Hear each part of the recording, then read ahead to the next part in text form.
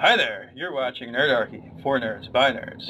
Today we have Ted, Dave, and myself, Ryan. And today we're going to go over a viewer question. Do you want to lead in with that? Sure. One of our viewers, Glenn, had asked us a series of questions, and we did a video and we answered those questions. Except for there was one question that we actually had a question too. We didn't know what CC was, and apparently some of you guys out there use that for character class. We just use class. It was easy enough for us. So the burning question is, what is our favorite character classes? And of course we'll elaborate as to the why. So Dave, what is your favorite character class and why? You know what? I got to go way back to first edition when I very first started this game. And, I played I don't even know if there was multi-classing back then. If there was, you could multi-class as a demi-human, but humans had the dual class. Right. Unfortunately, I wasn't human. It was Derek's Woodstalker. I was a teenager. Give me So he stalks the woods? Yeah, he stalks the woods. And he was a fighter druid. So, I think, I gotta go with druid. Druid is my all-time probably favorite character class. And it's only really gotten better over the course of time. From second edition to third edition to fourth edition. And we don't know what they're going to do in fifth edition with the druid yet. But, the druid, I like the woodlands. I like the nature warrior. His ability to shapeshift into animals. Goddamn hippies. and cast spells. And he can fight all right. He had to use weird weapons because, there was like these religious stuff going on. But other than that, make mine the druid. Okay. How about you, Ryan? For me, it's all about the rogue. I mean, my primary playing was third edition. I started back in second edition, but the rogue only got exponentially better in third. Way more flexible. You're able to modulate the class and make each rogue feel a little different. Whether he's like somebody that specializes in cracking safes or whatever, or if he's more like an athletic-y sort of build. So I just love Rogue for their MacGyver qualities of being able to do a lot of different stuff, being able to know a lot of random different things, and then throwing down the Rogue Fireball and stabbing somebody in the throat is pretty cool too. And then you could just straight up bum rush and barrage somebody. Say you get the drop on them, you're getting able to sneak attack them in the first round, and then second round you're probably going to beat them in initiative because you're going to pump your dex way high. Of course. And then sneak attack the crap out of them the very next round too. Where a rogue in third edition could theoretically, in a drunken alleyway fight with a fighter, so you ambush them or whatever, he could kill a fighter of his level, if not higher, if he gets the drop on him. Right. So that's my favorite. I love the. That kind of leads me to a question for our viewers. What euphemisms did they use in the game? I'm sure we're not unique and we're the only ones that came up with something for sneak attack. Yeah. We stopped calling it sneak attack a long time ago and it just became the rogue fireball because you got to drop all those D6s. Right. So what kind of terminology do you have for your games? Put it in the comments below. Yeah, although I feel like there are the standards, the ones that became popular with MMOs, tank, right, healer, of course. blah blah blah. But that's you, Ted. So for me, I'm definitely in that multi-class format. For the most part, I've always been driven towards that tank kind of mentality of the dude who can just get hit and keep on going. But at the same time, I'm also driven towards the cleric. There's always somebody who's like, oh, we need a cleric, and I've never been someone to say, I've never been one to say, you know what, I don't want to do that. There's so many different religions in all the campaign settings. So every time you play a cleric, you can play a whole new character concept that is just, I'm following this god now. I'm following this god. And, it's just a plethora of choices that give you... Do you know what a plethora is? I do. So you've got all these many choices that you can work with, and you get to be that binding force of the party. A lot of times you get to be in that leadership role of guiding the campaign towards where it needs to go.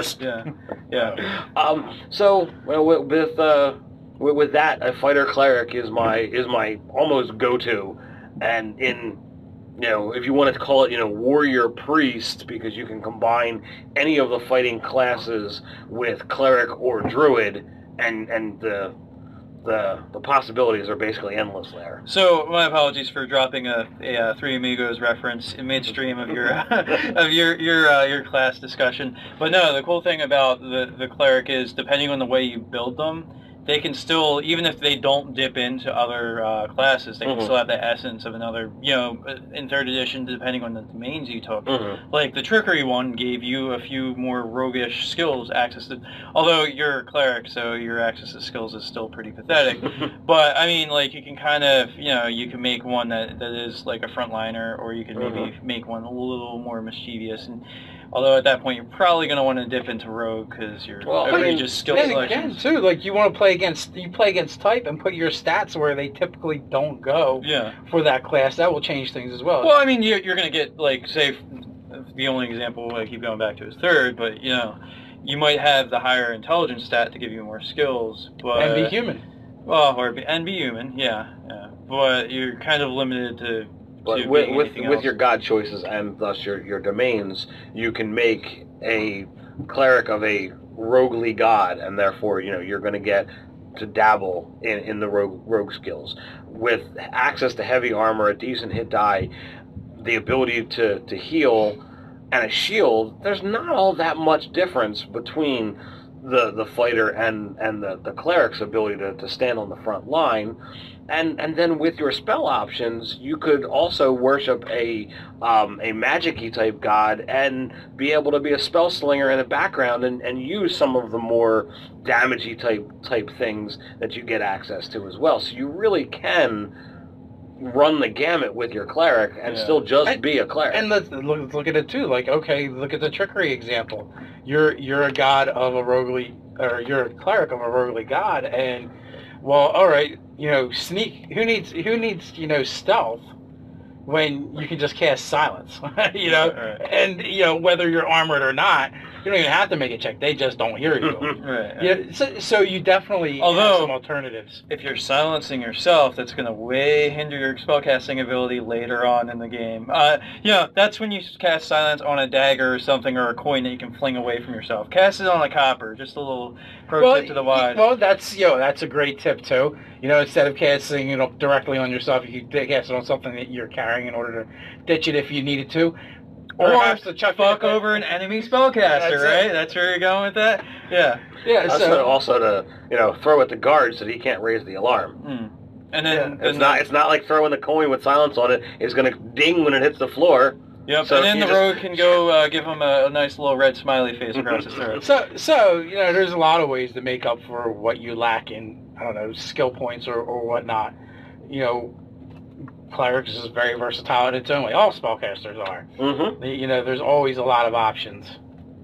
So and as a heavy role player, you also get to you can decide whether you want to be the one that's going to banner wave for your god, or keep it hidden in the background and conceal who it is that you worship. Well, especially if you worship an evil deity, you might want to keep that shit on the down low. Absolutely. Yeah. So I mean, there's just so much versatility in all of the classes, and it's great that we all can find these different niches and whatnot. And think about it too. Like if you think about our table and our gaming experiences, and actually euphemisms that kind of come up during the game, right? How many times have we said, "I'm not that kind of X"? Can you heal me? Can you throw me a heal check? Throw me a heal check. Not that kind of cleric. Cast fireball. I'm not that kind of wizard. Yeah. Or hey, rogue, can you pick this lock? I'm not that kind of wizard. That's right. So there is tons of different ways to play. Rogue is a really Well, you can be the face rogue. You can be the acrobat rogue. You can be the social rogue. Yeah. You can totally be the guy who takes magic device and really ham that up. I don't know exactly how this works. It works. Here's a button. Yeah. No, like the rogue in 3rd edition, it completely changed that class to be not be the thief anymore. Like you don't have to be thiefly at all. Yet there's all kinds of other stuff. You don't have to pick pockets, and you don't have to open locks. Right. Well, I mean, although all they did before, they had enough access to enough skills, they can do that and then something else. Like you kind of, I like to always be able to do what a standard rogue can do, and then concentrate on a it depends on your concept too. Like I've played the dwarven security specialist. don't ask me to hide or sneak, but I can set traps and you know, and find them and disarm them, and you know, I can open anything. Right. You know, so there's tons of different ways to go, and you know, that's what I've enjoyed about playing the rogue class. I usually don't play the standard rogue and take all the standard abilities. I usually try in some way to really to throw a monkey wrench in it and make it more interesting. Absolutely. Or disarm a trap with a monkey wrench. As the case may be, or just a monkey with a wrench. That's right. Anything else we want to talk on classes? No, I think that covers the question. You know, anyone else? You got questions? Put them in the comments You have section. questions? It's obvious by the fact that we're doing this video that we will answer them. So put them in the comments below. Click like. Click subscribe. We got a Facebook page. You can go over there and hit like, and you'll be inundated with Nerdarchy, even on Facebook if you like. Hey, and guess what? We even have a website. That's right. If you don't have all the Nerdarchy that you can handle from those resources, www.nerdarchy.com. So Until next time, stay nerdy.